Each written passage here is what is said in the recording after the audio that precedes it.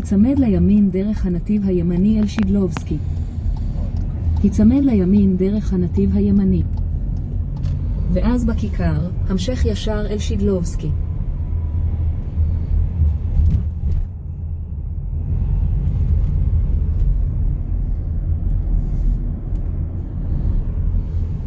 המשך ישר.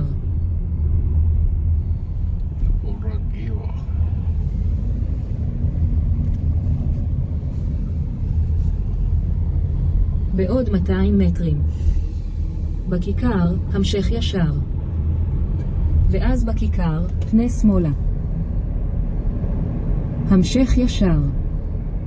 ואז בכיכר, פנה שמאלה אל 2 תל אביב.